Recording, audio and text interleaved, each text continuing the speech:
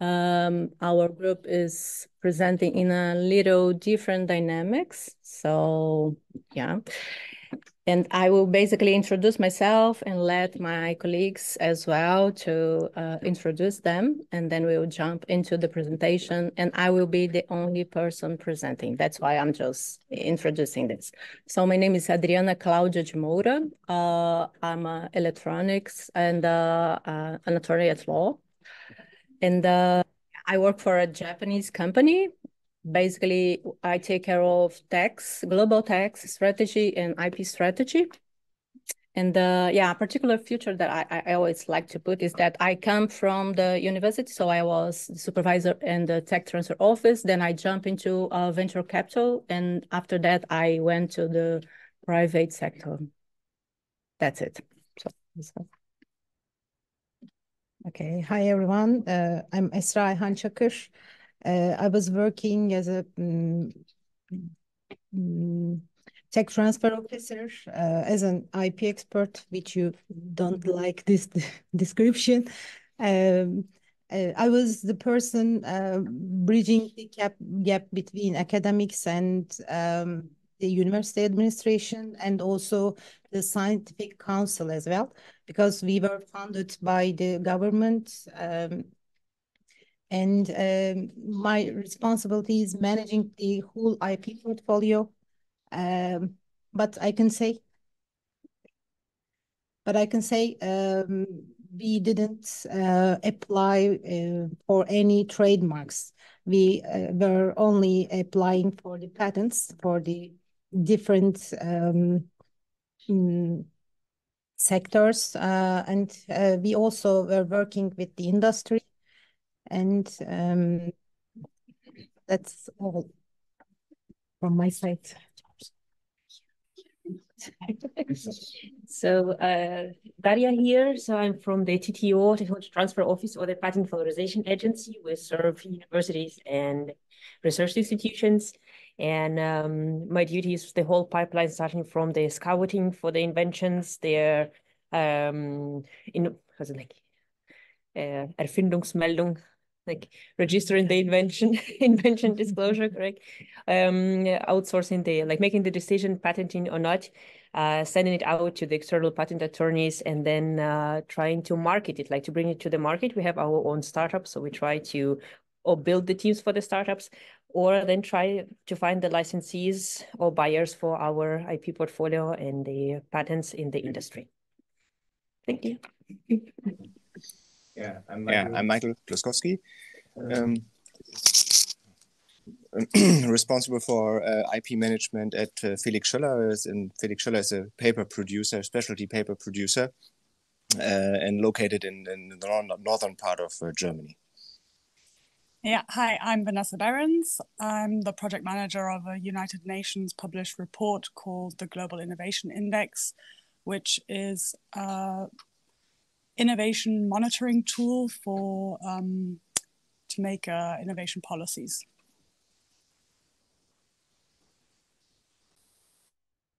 So yes, okay. As I just mentioned before, so we had quite a different understanding from all other groups. And I believe that it's also due to the fact that we have two people from universities, so at least a background working for the TTOs. We have two people from industry, and we have one person from the organization, from global organization. And this make it, maybe our proposition was too democratic. So we were not appointing which of us had which kind of preferences. We tried to sum up and bring with the common understanding, even though you see for some points we couldn't get it. In this slide, we are basically showing the trends that we already have, but also the trends that we agree in presenting as missing a trend. So basically in a major scope, we have cybersecurity that we all agree, and sustainability, because I do believe that in some way we are all being affected in the same somehow about the, I am not moving this, yeah, okay.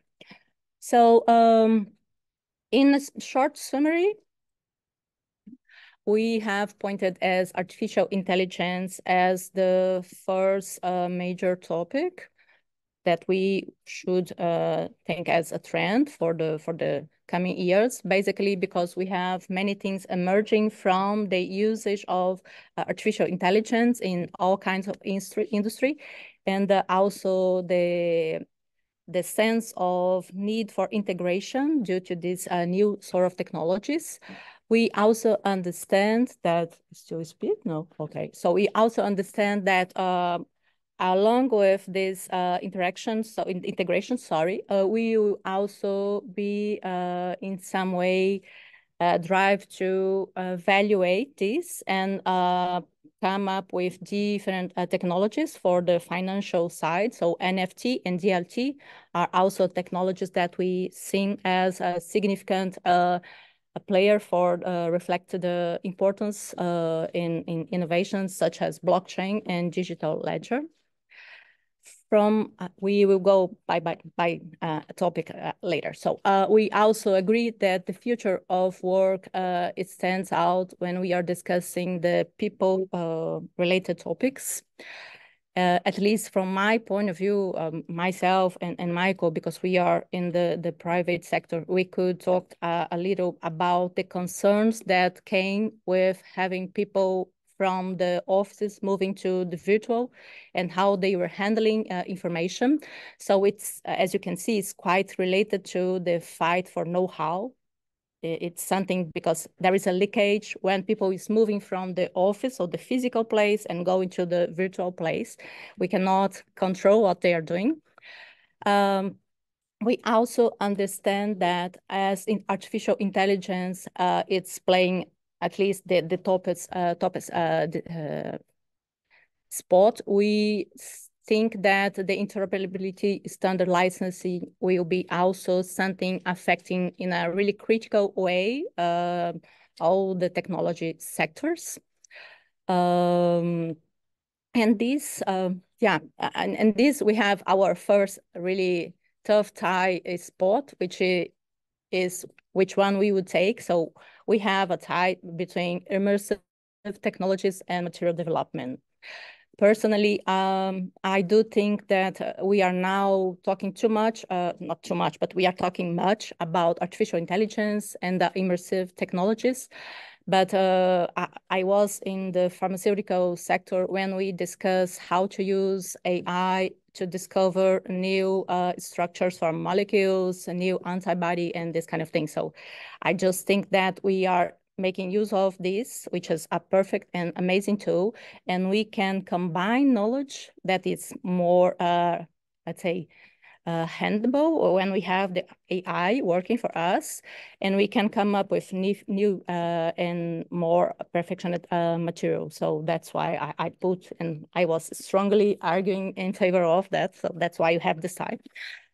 We also consider that IP in business ecosystem is a really relevant topic because we need to structure, and that's why we also agree that it's an important thing.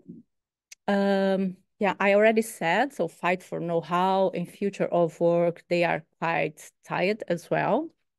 We couldn't agree about which one we would take. And the really funny discussion were about, because sometimes we are talking about harmonization, IP harmonization, and we have like unitary patent and unified patent court. I do use quite a lot, and I'm not an European company, even though we are using, but some of the people in the group, they were saying, oh, this is restricted to Europe, might not affect that much, so we could put in a so high position. So this is a little bit what we have in terms of relevance. So I will not go through the whole bunch of things. So we are basically presenting some specifics.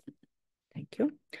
So why we appointed AI and NFT and DLT as importance for IP. Basically, as I just mentioned, we have the creations from AI, We have the capabilities that we need to build, and the way that we use the information is completely different. So this is also a change of mindsets, and that's why you need to be prepared. Otherwise, we will fail, and not in a good sense of failing, but dying, I would say. As I mentioned, I was in the pharma segment, so I used to think that we can always benefit from transactional knowledge. So using AI to understand and to create a more intelligent way of doing business. And in terms of this, I was also, we were also, sorry, too much in the first person. So we were also discussing that once we have all this kind of new assets that can be created or that can be perfectioned by AI interaction, the way that we will play in the financial landscape will be also different. So that's why NFT and DLT are really a significant niche for IP in the coming years. So yeah. So just jumping on the missing trends. So as I mentioned, we have cybersecurity as the first one that we all appointed as critical and not presented in the trend radar.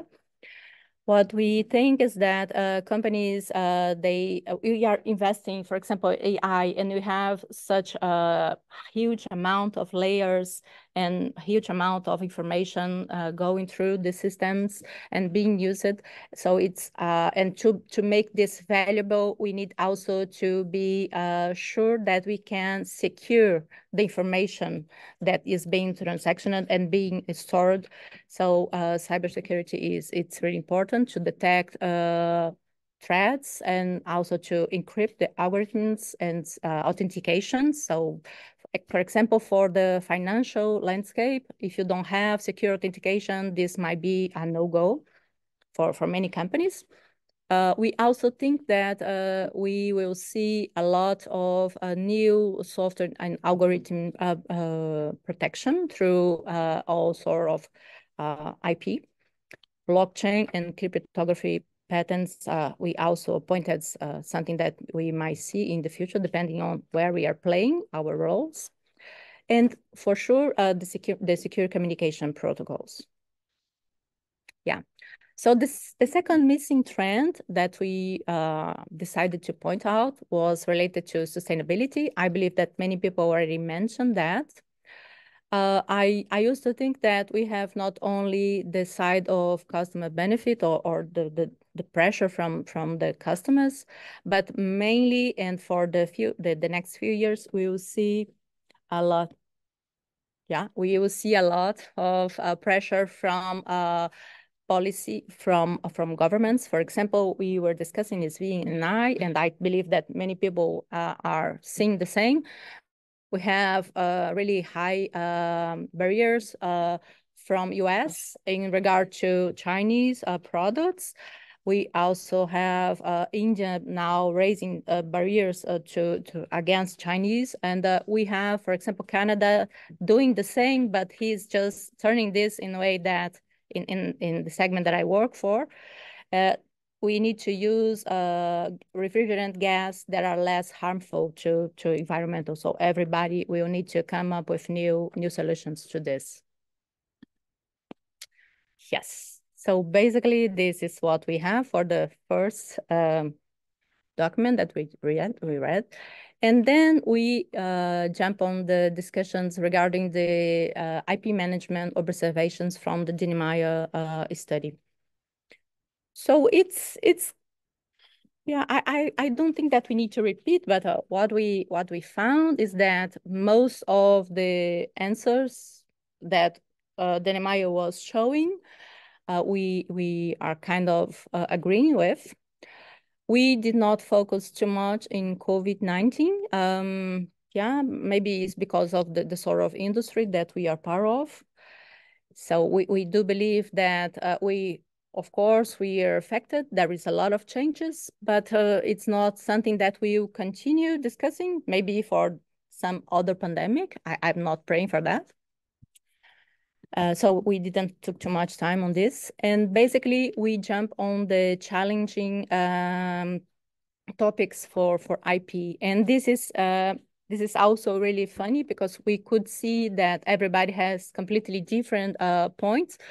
For example, and I was also laughing because we put this in writing when we were talking, and Daria was presenting her point of view in regard to the job and the role that she plays.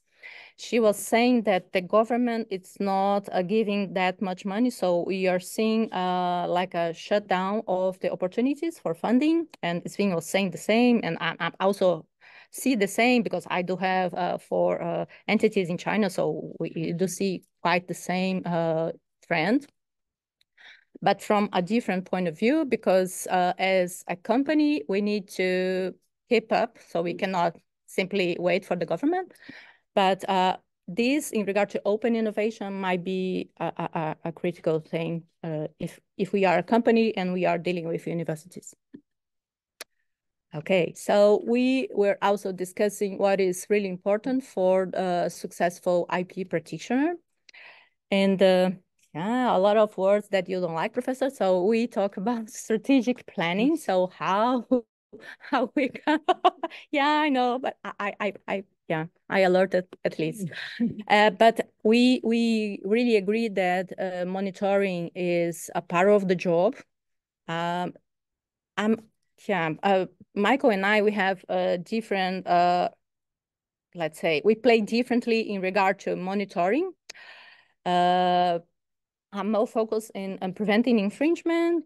Yeah, but monitoring, of course, is part of something. But I was just thinking, and we mentioned this, and it's also linked to the trends, that being able to use and to manage and even to customize the AI tools that we can use to perfection our work, it's kind of what I was calling strategic planning. So it's not like that, yeah. Now I know better. Thank you. So, and then we went to the most important to produce effectively our work and results. So as I was just saying, the IP management system, I have a really nice experience. We are like, tailoring an IP tool for NIDEC. We have also the IP system connecting all the industry internally and also the interaction with law firms, foreign correspondents, and so on. So basically, what we are talking about, what is really important to have you make your work more effective, it's linked to AI. And we have the last one, which is to professionalize or become everybody as much as we can aware of IP. Yeah, so we went to the language. So I will not focus that much. I know that I'm summarizing too much, but yeah, everybody knows it, and we speak this at least 5 times before myself. So we have this kind of discussions. It's the background better when we come from the technical or only from the legal. And yeah, it depends. If you are in the university, sometimes the technical background is preferred. If you are in the company, that depends to who you are talking to. Yeah, sometimes we need to go further than this because we need to persuade the C-level, and in the universities, they need to persuade the managers, the board, and I do not know how to call this, yes. Yeah, so we also discuss about who is more important partner. This was really interesting because we said, and it's completely different. You can see from the screen. So Daria and Ezra, they are more linked to the university IP administration. So the university administration, sorry, general speaking. And for me and Michael, we are really too close to the R&D department because it's our daily work. We are always being questioned and questioning them. And marketing and quality departments, they are also our internal clients, but we are not so moved that much by them. Yeah, so this is basically what I said. And and then we discussed about the effectiveness of the IP offices during the COVID. I basically said that I was surprised. I had no bad interactions, no bad examples to give to anyone. So was everything really nice. I was managing even litigations in Düsseldorf, so was completely fine. Sorry. So in regard to the IP 5-year plans. Yeah, some people says the university will have no budget, so no budget restriction for the industry. That depends. Yeah, if the company would like to invest too much because it's kind of the strategy, yeah, I have no constraints. I expect that Michael does not have constraints anyway. But yeah, as I mentioned, money is a lack. It's lacking everywhere. So we have the geopolitical development and the trade complications that I just mentioned before. So in regard to how we see our job in the next 5 years, basically, yeah, we just said that if we are using AI, we can have a decrease of the workload. And we need to be more sharp in regard to how to advertise to the leadership. So how to address to the C-level, and in the case of the university people, how to address to the administration board. That's it. Yeah, thank you.